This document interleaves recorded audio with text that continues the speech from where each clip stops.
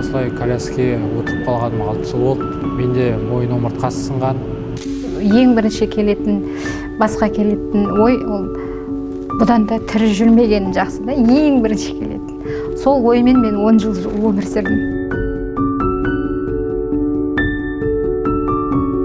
Көп затты үйрендім, өмірге деген құлшынысым қайтып оянып жатыр. Тамақты өзім жеймін, кроватьқа өзім секірем, далада өзім жүрем қазір, өзім жуынам. Көп затқа тәуелсіз болдым деп ойлаймын қазір. Рахмет. Менің өзім сияқты достарыма айтатыным, ешқашанда мұңаймаңыздар. Өмір деген өте қызық, өмір сүре біліңіздер.